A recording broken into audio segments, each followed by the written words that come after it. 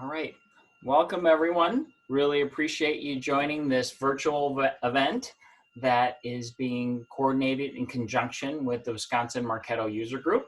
My name is Milt Wong, and I know many of you on the call, so great to see your faces in these most unprecedented of times. So just note that we are recording today's session. Just a couple quick logistic notes in terms of hopefully you guys have probably been part of Zoom. All of our lives are now consumed with these types of meetings, but just for anybody that's new, just keep a watch on your mute button and everything like that. If there's any audio issues or anything like that, chat into the chat. We will then, and again, reminder, if you're not speaking, to try to keep yourself on mute. Couple of other quick just logistics that I thought I'd mention in concert of sort of the unprecedented times that we're in.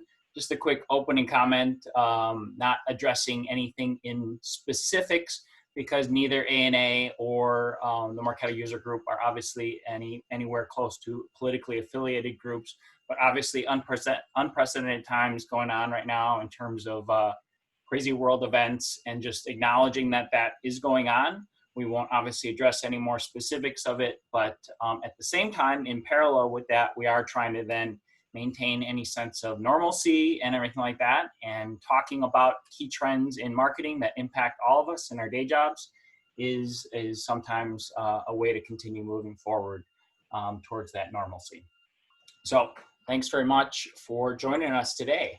So we will be introducing our featured speakers shortly in sequence order as we get to their section of the presentation time. So thanks to three of these individuals for sharing their expertise on a big trend and an ever-growing landscape of navigating the marketing technology. So more to come on these three speakers shortly. Just a quick word here is representing ANA Milwaukee. For those that are coming in more from the Marketo User Group, we are a professional development and networking group that focuses primarily on business marketing. We've got programming that we affectionately call the 4 Ps of marketing, or a modern take on what were originally the 4 Ps of marketing. So it's programming structured around people, process, and platforms. It's really a cross-section of attendees that come to our events, whether or not it's agency, client side, and the awesome marketing freelance community. For more information, feel free to visit our website and or contact myself, the current programming chair. So thanks again for joining us for those of you that came in from the ANA Milwaukee side of the house. With that, I'll transition over to Jay and Kelly to make some comments on the Marketo User Group. Yeah, thanks, Milt. Hey, everyone. This is Jay Schoenwalder. Good to see a lot of familiar faces as well as new ones from the ANA crowd, which is great. This is something that we kind of cover at the beginning of every Marketo User Group event, just to remind everybody that this is a safe place. We're all here to learn together and learn from each other. No such thing as dumb questions. We encourage any kind of participation or questions that you might have. And just, again, I can't stress enough that this is just, we're all here because we want to learn. And so hopefully everybody feels welcome to share their thoughts or questions. Another thing is, this is not a place where anybody should be sold to.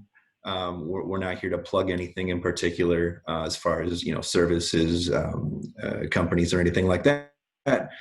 So keep that in mind, probably common sense, but we always like to just make sure that that's up front. And then lastly, as discussion happens here, if somebody shares something that maybe is, sensitive to their company or something like that in conversation, let's just keep that within the group and don't share that unless you have consent. Milt said we're recording this webinar, so most likely we'll be sharing this after the fact, and if we have to edit anything out, we can do that. But just to keep that in mind, that again, kind of keeping it in the spirit of this safe space. So, Milt, can you go to the next slide, please? This is just a plug for our new Marketo user group platform that we're using to manage all of our events and let people know about the events. A lot of the Marketo folks on this call are probably already familiar and signed up. However, definitely want to invite anybody from the ANA side that is either interested in Marketo or wants to learn more to join our group. It says here that use your email associated with your Marketo account, but you actually don't need to be a Marketo user. It could be that you're maybe testing the waters for marketing automation platforms, things like that. And we would definitely welcome you, no matter your level of interest or experience with that. So with that, I will pass it on to my co-leader, Kelly. Hey everyone. Oh my gosh, I'm so excited to be here today. This is something that I was really excited to share, and I know that some of you may already know about it, but Adobe is offering some free training right now, and if you haven't heard about this or if you haven't started it, it is available until June 30th, and all of the Marketo trainings on there. There are some additional Adobe trainings on there as well. And this is really cool because you don't have to be a Marketo user. You don't even have to have the platform, but you can get some of that hands-on training. The value is a $3,000 training package. And like I said, it is available until June 30th, available for all audiences that may want to take advantage of that. So there are some introductory courses more on what Marketo is. But if you want to get more of a how it works hands-in, I recommend the core training. So there's 2 of those. And it's really great content. So if you're interested, there's a link on here and we'll be sharing that out. And then additionally, there's other virtual Marketo user group meetings going on. So here, June 18th, you can see that we're on there, but there's a lot of other ones, and you guys are welcome to sign up and join any of these other virtual meetings happening. They take the same format that we do. It's all about education. It's a safe space. Sometimes it's industry trends, sometimes it's hands-on in the weeds of what the platform can do, functionality, feasibility, just learning from each other. So if you're interested to continue learning, please check out some of the other virtual events going on. And then from here, I'm going to pass it off to Michael to tell us about some other events going on with Adobe. Hope everybody's doing well, and thank you. This group has been growing consistently, and it's exciting to see it continue on and to do these collaborative events with ANA as well. We've got some great content coming up in 2 different formats, as you can see on the screen here. One just being a use case study with the Milwaukee Bucks, and it was both a Marketo user as well as a Dynamics user. So they talk a lot about how they're driving revenue both at the events as well as outside of the events. As right now, they're not playing a lot of basketball, but it's still continuing to grow and leverage their marketing automation initiatives to drive engagement. And then the other one here is the Adobe Experience Makers. And as you know, Marketo was acquired by Adobe last year. And boy, we continue just to blend in and merge with that overall MarTech stack, which is really exciting. The integrations that are taking place from the analytics stack down through audience segmentation and targeting and CMS and all the way through to marketing automation. There'll be over 30 sessions that are going on related to those different categories. So it's a virtual event with some great thought leadership. So I encourage you to jump on board and check it out. Thanks very much. Appreciate for you joining today. All right. Thanks, Michael. And then this next part is the closest we'll get to promotional plug. Is that thanks to Michael, we will be drawing 3 names from the combined ANA and MUG registrant list for some Adobe and Marketo swag. So thanks, Michael. Appreciate that. You're welcome. All right. So without further ado, let me introduce our first speaker, Patrick Smith. Thanks again for coming aboard and joining today's session. Patrick is the owner and principal consultant at DMC Consulting. So thanks very much, Patrick. Great. Thanks, Milt, the ANA and Wisconsin Mug, and thank you everyone for joining this afternoon. So what I'm going to talk about are three sort of core questions that we want to ask, and they're broad in nature because I want to explore these areas relative to marketing technology. The three questions are: why MarTech? What is the MarTech stack? And then how do we make informed MarTech choices, either broadly or very specific for point solutions? So let's talk about why. So why MarTech? It's not necessarily, I'm not trying to answer the question of why do I need an email marketing platform or why do I need a social media monitoring platform, but the broader question: why do we invest in MarTech? And the reason why I'm asking it in this way is because as we build the business case for investing in MarTech, we need to answer these questions a little bit more broadly. So let's tackle some of these areas. Nope. So one of the reasons why we may want to invest in a MarTech stack or improving what we already have is to improve the overall customer engagement or the customer experience. And that's really what this is all about. It's about ensuring that we can deliver an experience to our customer that is both contextually relevant and pleasing so that we can accomplish our business goals. The next reason why we may want to do this is to automate and scale, a pretty familiar reason. But if you think about delivering a superior customer experience, it's easy to do it on a human-to-human basis with tens of customers, but pretty difficult to do it that way with tens of thousands or tens of millions. So MarTech is really there to sort of enable or replicate what that human-to-human experience could be, but at a much greater scale. This third point here, I think, is really relevant for today's day and age. Certainly, the last couple of years, as organizations are going through their own digital transformation, it is very likely they're changing their go-to-market strategy.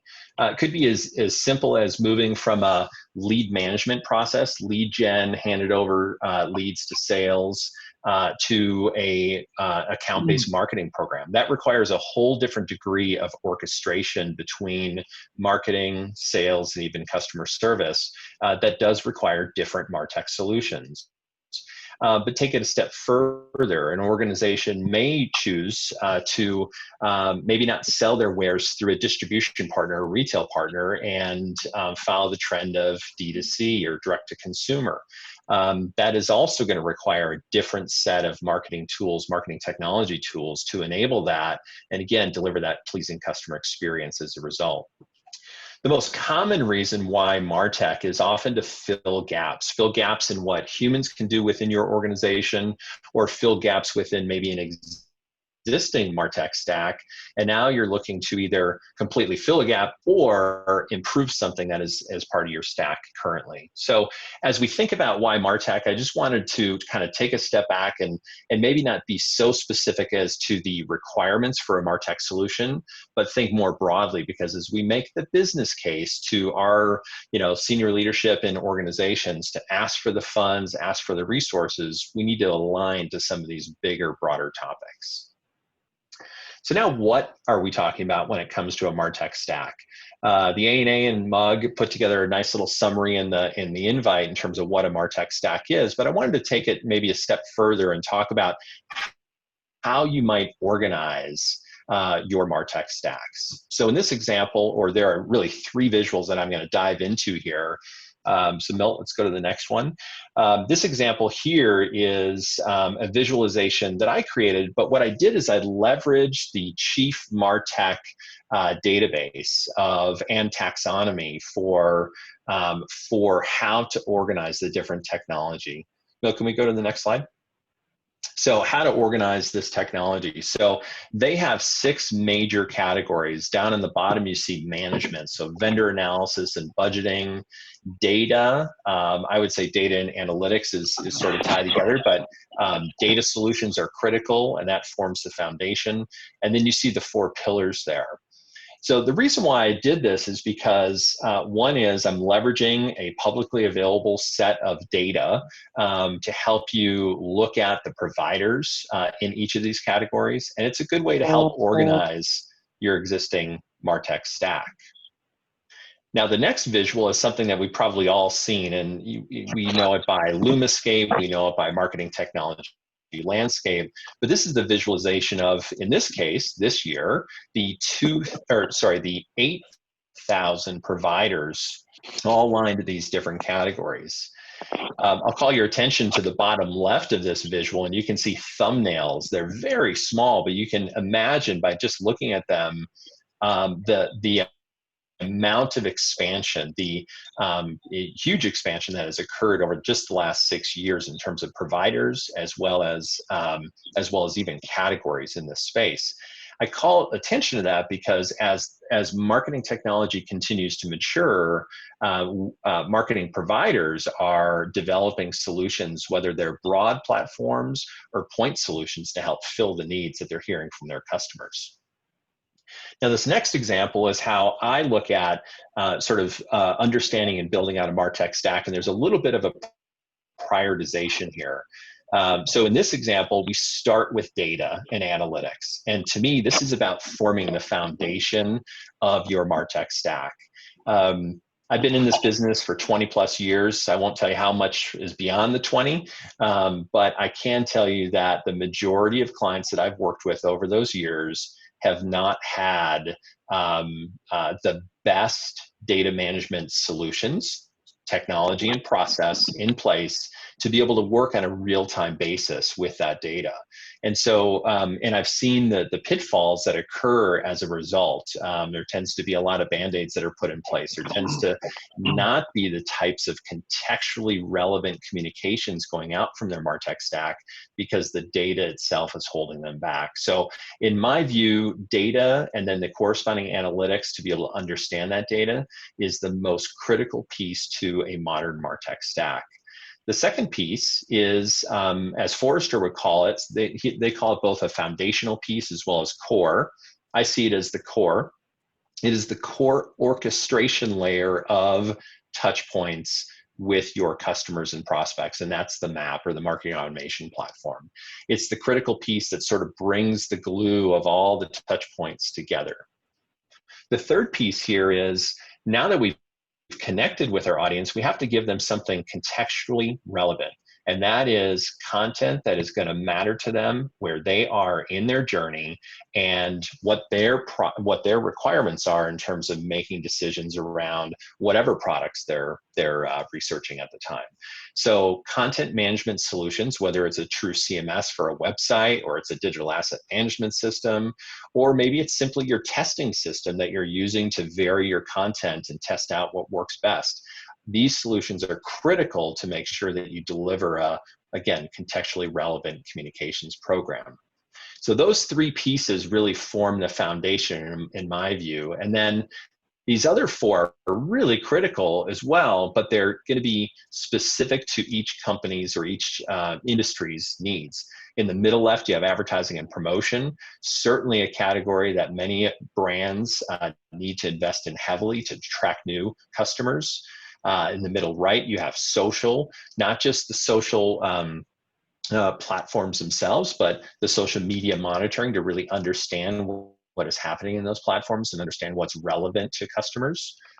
Commerce, and I'm not just talking about e-commerce. These are all commerce solutions, whether it's online or offline, to help orchestrate all of that understanding of who's buying, where they are in the buying cycle, so that you can react accordingly.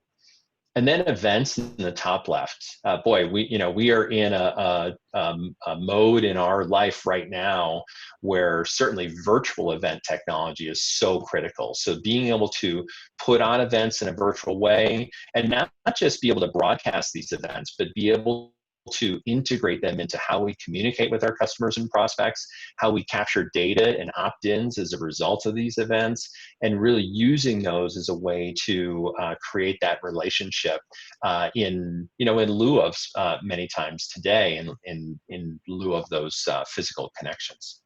So this represents the MarTech stack in our view and DMC's view. And again, the core pieces really are data and the marketing automation platform and content, and then building from there. I want to bring attention to the next way to visualize a MarTech stack. This happens to be Paychex. They're a 2019 Stacky Award winner at the MarTech conference. And what I want to call attention to is, number one, it's just visually pleasing, a whole lot better than those Microsoft diagrams that I just shared with you. But the point here is that what they're doing, what these stackies do, is they align the technologies that are being used at the stages, at the individual stages of their audience or buyer journey. And that's so important because, number one, it recognizes that these decisions that customers make are not one-off decisions. They're often considered purchase decisions, and they go through a process to engage and understand and make those decisions. And so when you think about your MarTech stack, it helps you prioritize where you're going to invest based on where you want to improve different stages of that customer journey. So just some examples of how you might document your stack. Now let's talk briefly about how to make good choices when it comes to marketing technology. This first area that we'll jump into is really about making choices or making decisions within the context of your overall organization. It's important, especially as you're building the business case and potentially asking for a six-figure budget, that you align your MarTech initiatives with the business objectives of your organization. And then for companies who have been in business for a while, they're likely going through some degree of digital transformation themselves. So aligning to those objectives and aligning to where the company is on the maturity curve of digital transformation by doing an assessment or participating, or at least leveraging the data that comes out of that assessment. Use that to help inform the MarTech choices you're going to make. The next group is MarTech specific. So let's take a look at doing the stack audit. So I just showed you some visuals. That could be one way to audit or to document your marketing technology stack. And in larger organizations, it might take a lot of effort to go through and sift through different departments who have deployed technology. But it's important to know what technology is available in your organization and how it's functioning, how it's integrated, and whether or not you're satisfied. And then just as important as the technology itself, understand the competency level of the people who are using the technology, both in your organization and if you're leveraging third-party partners, understand their effectiveness as well. And then the final group here in sort of making your choice, again, like the Stacky showed, understand your audience journey and how you want to impact a stage or maybe multiple stages of that journey with more effective automation and scale. Understand your go-to-market strategy, both today and if it's going to change in the future, so that you can develop the right infrastructure to support that. And then, as I mentioned today and in the future, make sure that your requirements are scaled so that you not only know what's right in front of you, but you know based on the roadmap you have for the next couple of years, the types of systems you're going to be putting in place so that you don't have a situation where the choice you made today is out of date a year or two from now. Okay, so moving on to thinking about the requirements, one of the things that has struck me over the last few years is how we have definitely moved from being really heavy, requirement driven in our selection process. I remember as a consultant, 20 years ago, where we might have 1,000 requirements that we've documented for creating a system. And I think today in our more agile world, we have to be focused on what are the key functions, not the millions or thousands of specific capabilities, but the key functions each of these systems need to be able to make. So scaling what you document there is going to be important. And not just key functions, but the key integration requirements. So do you require native integration with certain platforms? Make sure that you're documenting that, because APIs are one thing, but native integration is another. And then every organization likely has existing technology, whether it's a legacy system or just another marketing technology that they purchased historically, or maybe a process that they've put in place. Make sure that you understand those things, and if the new technology you're going to choose needs to be able to support those, it's critical that you document those. And in today's day and age where data privacy, customer privacy is so critical, thinking about security and governance and how the systems you're choosing support the needs for your company's requirements around this area is going to be critical. And then finally, like I've talked about before, making a MarTech choice is not just about technology. We're presenting here as part of the ANA's, people, process, and platforms. They recognize that it's not just the technology, it's also about how we implement it. It's how we train people to be effective using these technologies and how we continue to care and feed once we've stood up the technology. So think about all those when documenting your requirements. So who do you get involved? In your organization, hopefully you have some degree of expertise. If you're leading this initiative and you have some experience, you might need to seek out other areas of expertise. It's always good, even if it's a MarTech solution, to go beyond the marketing department when going through and evaluating. So consider a cross-functional team that you're bringing in to really help you understand how to make these choices. If you don't have all that expertise in-house, bring somebody from outside of the house. Bring a consultant in, talk to third parties, etc. So, but definitely experience and expertise will help you overcome hurdles that you're inevitably going to find much more quickly and efficiently.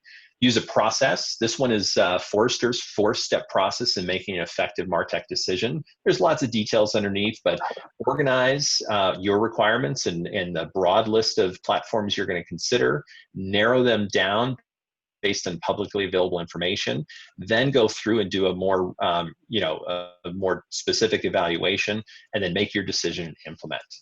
Following proven models and using third-party resources are a great way to continue to be efficient and not have to recreate the wheel. There are plenty of organizations, plenty of resources. I've mentioned Forrester a couple of times. I've had the pleasure of using them over the years, and I will tell you that they're a wonderful resource for information. And then finally, start small. So you might have a roadmap that maps out the entire desired MarTech stack, but start small in making your decisions. Prove them out, adapt as needed, and use that momentum that you're going to create in your organization to continue to expand and building out that MarTech stack. So one final plug is just a document. I mentioned that earlier. Let's go on, Milt. So I don't want to take any more time. So let's go to the last slide. So as you make your decision, or as you kind of build that team, make sure that you're balancing the level of risk that this decision is taking on. Is it a 6-figure decision with multiple years of commitment, or is it for 100 is going to bring to your overall MarTech stack and the overall ability to deliver on that customer experience? And then what are the resources you're going to need to bring to bear? So all of those categories should help you understand how detailed or how maybe not so detailed you need to be in your decision process. And then this is that last little plug.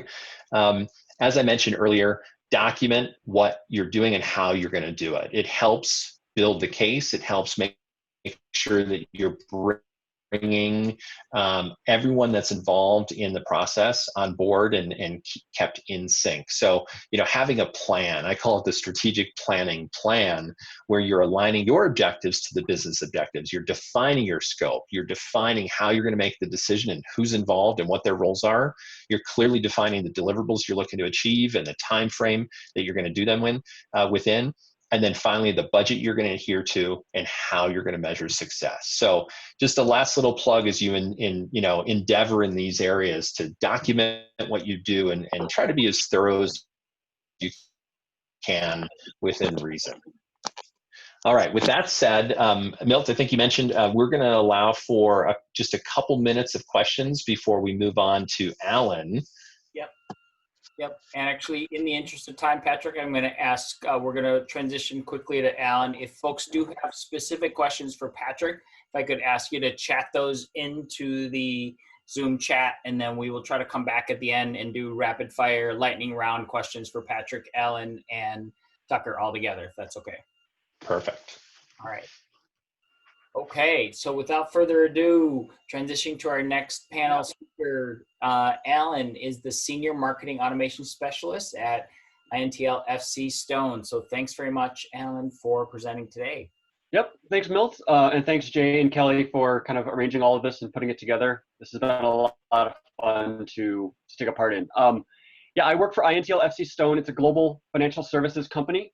It's a mouthful of a name, but generally if it involves a traded commodity, whether it's grown, whether it's corn, or it's taken out of the earth like gold or silver, we clear all those trades. So we are in the middle of all of these financial markets across the entire globe. And what's unique about INTL FC Stone as a big financial services company is we have an extraordinarily flat and small marketing group. There's 25 of us that serve $1 billion company across the globe, and then a small group of freelancers and contract employees that we work with.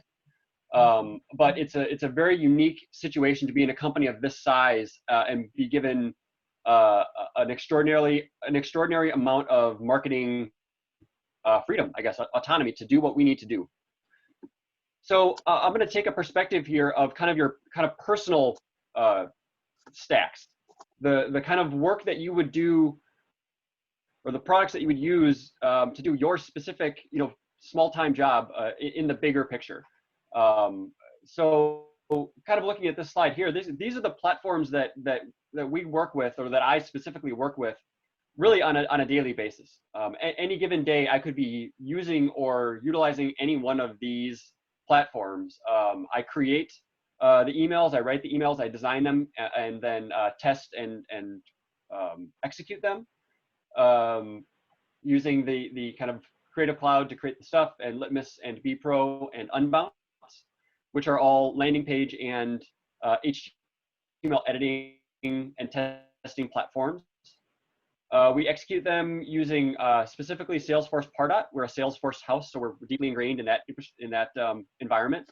All of our events, which right now we're not doing any in person, but in a given year we'll do between 400 and 600 in-person events using Cvent, and Cvent's kind of entire universe of applications that tie into Cvent, as well as Twitter, LinkedIn, and WebEx and On24 to handle webinars, WebEx meetings, in-person meetings, as well as social media. And then we kind of all wrap it up using Bitly, Hootsuite, and Google Analytics. And I noted this morning I was actually using Power BI, which we also use for some of our reports, and I didn't have this on here because I didn't think of it at the time. This is a kind of my own personal stack. I call it my carpenter's toolbox, right? And it's very unique in the company that we were given sort of the freedom to go out and get the tools that we needed to do our jobs personally. We have to kind of be our own self-managers in those platforms, but we were given kind of the green light to just ask for what we need and not be afraid to go out and get those platforms. Our social media manager said, I like to use Hootsuite. That's the one that I'm most familiar with. So we went out and got it and vetted it out and made sure that it fit in with the rest of our products. But we're kind of empowered to not be afraid to ask for those platforms that we need to do our own research and figure out, yes, this is the thing that's going to make my job the most efficient. So let's go out and get that platform. Looking for those tools, for those kind of the things that, hey, I feel the best using this platform. I feel like I can do my job the best, or I can be the best at this particular role using these tools. Like a carpenter, hey, I'm a carpenter and I really, really like Milwaukee tools, right? So that's what I use. That's what's in my toolbox. I feel the best using them. Most jobs aren't going to say, well, I prefer to use this other, DeWalt or something like that for a carpenter that really doesn't generally work that way. The trade-off is being you need some independent and self-platform management where you have to be not only the user but the admin, which is something that I actually prefer. Well, go to the next one. So kind of the trade-offs of doing it this way. Patrick, in his time, kind of talked about these large enterprise level platform decisions. What are we going to do to serve, a gigantic role in a company? The sort of trade is that you're going to be putting a ton of investment, not only monetarily, sometimes up to 6 figures annually, on these large platforms, but the time to vet them, the time to set them up, potential costs for third parties to come in and do your implementations. And so you're locked in not only contractually, but as an investment. So you've created these sort of big choices that have to move entire organizations to be in lockstep on, versus sort of singular focused platforms that are easily future-proof because they have to grow and they have to evolve to stay current. And they're nimble and they're small, and you can switch them out as needed much more easily than you would have, being able to change out like a MarTech or another major animation or automation platform, or a Salesforce, a CRM platform like that, which would take, oh man, extraordinary effort to try to make a change in that space at that level. And then the sort of in between of your small connected platforms, APIs, the app platforms themselves that support that these other platforms can sit on or sit in between, and the platform as a service tools like Zapier that would connect all these small pieces together using secure APIs, using secure connections, using user management to kind of build up your own little stack, to create your own little environment that you work in, all made up of kind of smaller components that are highly specialized to what you do. And then kind of what the ownership model is. So uniquely in our model, marketing owns most of our own platforms. Other than sort of the enterprise level Salesforce itself, we self-manage our Pardot implementation. We self-manage our Unbounce. We self-manage our...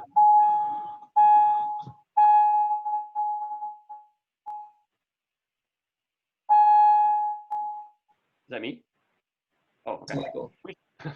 We self-manage our own user base within those platforms, and it allows for a lot of speed. And we're, like I said, uniquely given sort of that license to use that speed to our advantage. And then the final connective tissue piece is normalizing the data across all of these platforms and really considering, hey, if I'm going to add another one of these small pieces, I need to make sure that it aligns to the other small pieces that I've all created. And so how you're going to keep track of all of that, and who's going to be responsible for keeping track of that. When someone from our events side says, hey, I want to use a thing for in-person events to, leverage iPhones in our booths. And okay, great. So we can add a tool like that, but what does it need to do and say so that it communicates well with all of our other platforms, all the way from the top to the bottom? And then I just want to kind of talk about what that sort of looks like in practice. So for me, we're Pardot users at INCLFC Stone. Pardot is a Salesforce product. It has great advantages in its usability and its accessibility. It has, like any platform, there are parts of it that sort of don't shine very greatly under a bright light. So what we like to do is implement and supplement those parts of it with platforms that we really like. So I use a product called BeFree, and this is not an endorsement, this is just sort of an example, but I use a product called BeFree or BePro, which is an HTML building engine. It creates pure emails. All it does, its bread and butter is creating emails quickly, making them very small in footprint. The code is very advanced. All of the tools that you would need to make them, mobile responsive and mobile first, and have them move and shuffle and render perfectly across devices is built into that. I know that they are going to be the best in the business at that, because that is all they do, and they need to do that the best. We build our landing pages on Unbounce. It's just like Lead Pages, or there are a million other ones, Squarespace, Wix. They all are web platforms for building landing pages or web pages. We love the speed of it. So we can create these landing pages. I created 600 landing pages last year just from my desk using this platform, because you can create them very, very quickly and easily. Everything is drag and drop. And then we implement that all using Pardot's tools, using form handlers, using URL redirectors, and using the Pardot tracking codes whereas there's really no disadvantage to not being within the CRM platform itself and doing those things. We use third-party platforms to do them, and it's to great advantage to us. So we have these little small personal stacks that we can use across our marketing organization to find that balance between large enterprise, you know, a billion-dollar company, but also a speed of a small marketing organization. Thanks very much, Alan. Appreciate the small, nimble perspectives that you offered, and certainly not last but and least, but absolutely bringing it home here is Tucker. Tucker is the Marketing Operations Manager at Kerry Taste and Nutrition. So handing it off to Tucker. Thanks very much, Tucker. Thank you, Milt. There we go. So that's me. That's my dog Squeaker. You can see him down at the bottom corner. Thanks for having me. If you guys aren't familiar, Kerry's a global food manufacturer based in Ireland. We have about 25,000 employees, and I'm so happy I got to go after Alan because it's really funny, and I love to see other companies' marketing technology stacks, and it's really cool to compare and see what I get to play with every day versus what he gets to play with every day. And I think every digital marketer that's in a big company has, obviously you have a unique tech stack, but I think everybody's probably a little bit jealous of your scenario, Alan, because some of us like myself, it's very unique. It's amazing. It's so great that you have so much agility and you're so nimble. And that's this side of the spectrum, which is a great place to be, especially as a digital marketer. If you want to go to the next one, versus, oh, sorry, go the next one. Versus the other side of the spectrum where you're a larger company as well, but you're also, part of your strategy is a lot of M&A, a lot of mergers and acquisitions. And along with that, you bring on a lot of new people, you bring on a lot of new technology. And there's a lot that goes into that, a lot of strategy, obviously, but it can be a bit slower, just a little bit slower to acquire new products, new platforms. So it's a pretty drawn out process, and it can take a long time. And here's just a snapshot of what our marketing team works with at Kerry. So this is a snapshot of just about everything that you can imagine. We try to include everything. We have a lot on our wish list, which I'll show you at the end. But some of our big ones here are Salesforce and MarTech, and then a newer product here we have called Seismic. So the next one you'll see, the next slide you'll see, these are the ones that our marketing operations teams actually work with very closely. And when I say marketing operations teams, I really mean myself, and I'm teaching the digital marketing team how to use these tools. So I'll show you here in just a second how these all combine together. And if you want to go to the next one, we have actually 35 different technology platforms just in marketing that we use. This doesn't include non-marketing tech. We have R&D teams that are doing constant research and development because we do make food. So a lot of that work is done behind the scenes using different tools that connect to Salesforce, but I'm not including those just because this is marketing focused. So we really work with 18 of those. These are the big three that we really work with. And if you want to go to the next one, this is how that data flows.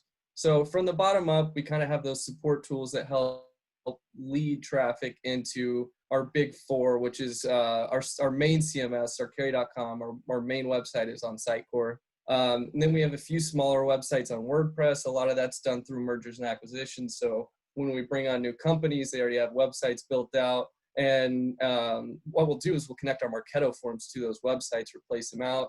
That way the data is flowing from Marketo into Salesforce, and the data is flowing back and forth between those two systems. And then that moves up into SAP to where we can actually see delivered revenue because we are a B2B company. And then that pulls over to Power BI so we can start to see all the influence from all these different tools and where it's coming from in the actual money delivered. Now, Seismic is a sales enablement tool. I'm not trying to do a plug or anything. It's been very interesting. Our sales team really seems to like it. It's a tool where our marketing team will get together with the sales team. They'll create marketing assets like PowerPoints, white papers, one of our biggest products every year is called the taste charts, and we kind of go into the new tastes every year that we think are going to be really popular with restaurants, with customers, anywhere from your big companies to your little mom and pop coffee shops.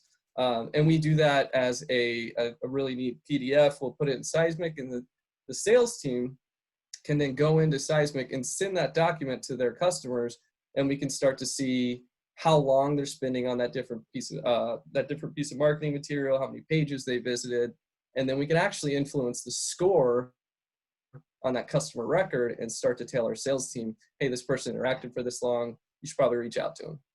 So just a quick snapshot of that data flow. If you want to go to the next one. So being a large organization has its pros and cons. It's difficult, to say the least, to find new, or not to find, but to prove the worth of a new program, I would say. So those smaller companies, or not smaller, but I would say more agile programs like Zapier that you can use for a lot of different things, they're not really all that willing to do a 200 question questionnaire. So it could be kind of difficult to get those companies to get through our IT qualification processes. And then we have large teams in our IT, our marketing, sales, CRM. We have procurement, legal. Michael Coleman, I'm preaching to you. You've been through this. Took us about a year of working with you, but you got to see all of it in progress. It was a great experience, I'm sure. But some of the pros, though, are we ensure we're only making changes that our entire company supports. Everybody's had a chance to get in there and test. We reduce the errors, any confusion. Our team is very prepared when something does launch. And it's very well adopted. Michael, I see you jumped in there. So some of the cons, obviously, it can be frustrating for a digital marketer. It can take a while to get a new program onboarded. We do feel like we could possibly fall behind our competitors. And then if any internal personnel changes, I mean, some of these programs take up to a year, like I said with MarTech. So if a key employee leaves while we're in the middle of implementing that tool, it can really set us back a lot. So moving on. So another challenge is anytime you have a company where you're bringing on different companies and absorbing or working together to organize your tech stacks, you have newer technologies, and some of those overlap. Now, I'm not saying that's happened with this scenario, but we do have 5 different tools that we can at any given time get notifications on, coordinate projects in, and it can get really confusing for somebody that's involved in every one of those tools. So I mentioned Seismic earlier. That's one where we can collaborate on digital content, as well as Workfront, where our content creators really get in there and they create projects to create content. And then Microsoft Teams is a newer one we just implemented. We're using that kind of in place of Skype for internal communications, but we're also using it for sharing documents and project management on newer projects between multiple teams. And then Salesforce Chatter is really kind of how we release information to the sales team as a whole. We've got about 3,500 Salesforce users. We've had Salesforce for 15 years now. So there's a lot of old data, a lot of just information we need to have cleaned up, which I'll talk about here in a bit.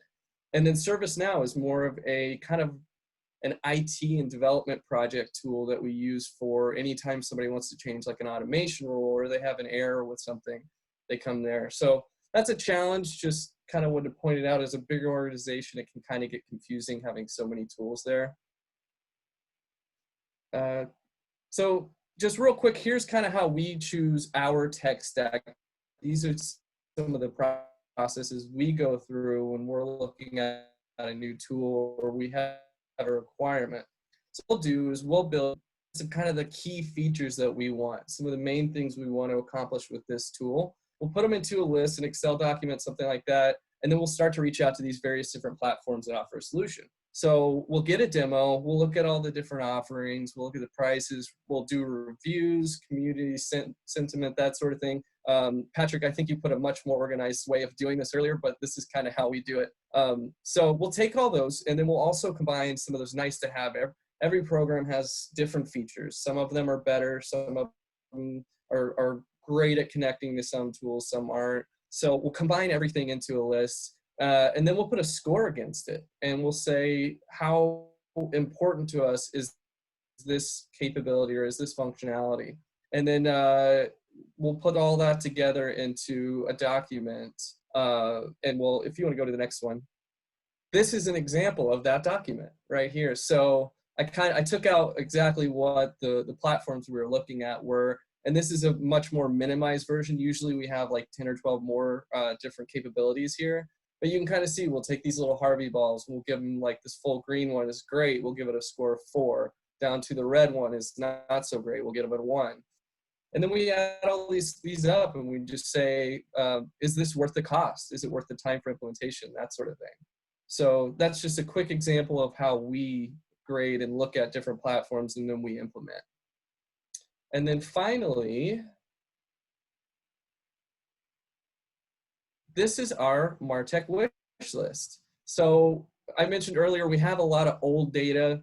We haven't had a lot of great tools to help us with cleaning up that data. So that's something where we're looking into your Zoom Info's lead space, Inside View. They do a lot of that, just data quality reports. They do, it's called a customer data platform. I know Patrick mentioned it earlier. Improves our segmentation, helps augment that data, make it look better. We're also looking at a sales AI tool that can help better nurture and qualify our leads as they're coming in through MarKeto or other digital assets. And then we're also looking at a Salesforce to Outlook integration, something where we can connect the data whenever those MarKeto users, whenever somebody clicks and opens an email, we see that, but when they reply, we don't see that. Which I don't know if that's a capability we can find, but it would be great to see that. Or if a customer replied to an email that came from a salesperson in MarKeto, we could actually grade and score that, and then better impact the score, build a better customer experience. And then we're also looking at a live chat feature to go on our website, so customers can get in there and actually start chatting with our sales team when they have an actual request. So I know we only have a few minutes. I want to leave it open for those power questions if we have some time. Thank you. All right. Thanks, Tucker. Really appreciate the contrasting story and over this session across from starting with Patrick as an overall holistic industry view, and then contrasting styles of how Alan and Tucker are navigating these challenges. So with that, I know we only have a couple minutes left. Really great content, and appreciate you guys presenting. So we'll open it up to questions if folks want to jump either off of mute and pose a live question. That would be welcome. Or let me do a quick check here and see if anybody chatted in a question. So if you do have a question, come off mute and chime on in.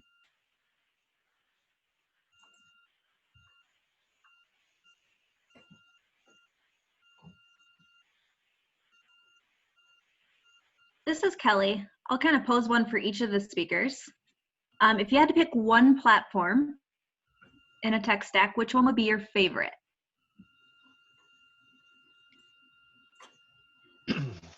That's a loaded question, Kelly. I know it. Well, I'll jump in. I'm not going to pick a particular platform provider, but I will say, and this is something that that Tucker brought up here in his wish list. I believe that CDP, the customer data platform, is, last year it seemed to be the real coming out party for it. I believe that technology is going to be a game changer for marketers. It's built for marketers. There's very little code involved in terms of implementing and integrating multiple systems. And again, the goal is for live real-time integration across lots of disparate data systems and orchestration systems. So I think the CDP is my favorite technology right now. And I think it's going to see a continued growth for the next couple of years. Yeah, I guess I'll chime in. I kind of spoke to it in my section there, but I love using bPro to create emails. We build thousands of emails a year.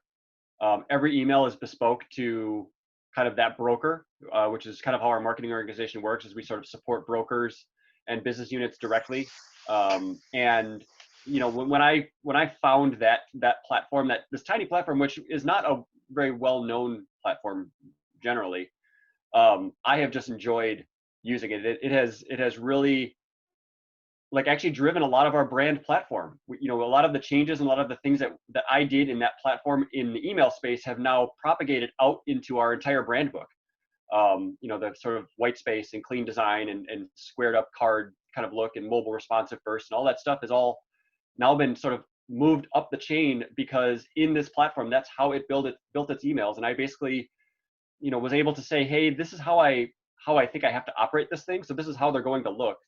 And everybody really latched onto it. And so as a kind of plug for the small guys, that little platform, which costs us less than $100 a month, has been a huge win for us on that end. Well, I'm entirely biased here because I spend almost 24 hours a day in there, but I have to go with Marketo just because I've used other marketing automation tools and just the capabilities you have with Marketo. With I wouldn't say so much the design side, but the operational side on the impact you can have on data, just being able to push that into Salesforce the proper way. It's amazing. I really like the tool. I'm not trying to pitch other people, but it works for us very well. As someone who has used multiple other marketing automation platforms, all in small windows of each other, Tucker's not wrong. He's not incorrect. I got one right. So this is Michael. I'll throw one out there, and I won't be biased in this or anything, but it's more functionality that I see trending out there. To go in line with Patrick, certainly a CDP is critical in creating a single user identity or a profile, and being able to build that and stretch it across your different channels that you're marketing, an omni-channel approach. But from an email automation perspective, one of the things that I see trending out there that is really cool, I think, is just the dynamic capability of populating content within an email. So often you'll send an email and it will land in someone's email box, and it might not be opened immediately, but it might even have a promotion in it or something along those lines that can often become outdated and expire. Okay, so some of the dynamic capabilities that I see coming out there is the ability to, when that person opens the email, that the content is dynamically populated with promotions that are relevant at that given time. And that functionality is often delivered through multiple solutions, but I think that is really cool stuff for timely and relevant content. I would agree with you, Michael.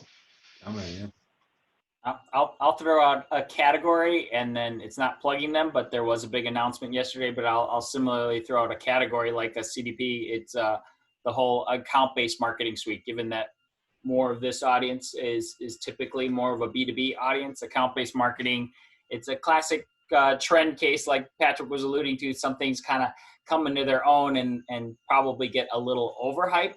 So, account-based marketing's been around for a while, but the tech finally caught up with the business processes. And those of you may have seen it yesterday, but what was considered in some cases as two companies that were competing actually chose to complement each other. So Demandbase acquired Engagio yesterday. So big news in that part of the space. So I'll throw out the ABM category. Yeah, ABM is one of those unique things where you can create real fans of it in your creative side, because it really pushes that work that they create on the marketing side, because it has so many tools that let you move and shuffle those pieces around. And on the sales side, obviously, where there's the salespeople see direct results. It's really cool, and one of those things that for our company that we've really flirted with trying to integrate into our company for a while now, and continue to pick away at it. All right. Well, I know we have already gone over time. What I'm going to do is I'm going to hit stop recording at this point. Thanks everybody for joining, but I will leave the Zoom meeting open for those that do want to hang out and do some classic post event. We're trying to mimic as well the benefits of these events that previously were in person. So I'm going to hit stop share at this point on the recording portion, but I will leave the Zoom meeting open for anybody that does have to drop. Thank you very much for joining. But we're going to end the formal part of it and move to the more informal part.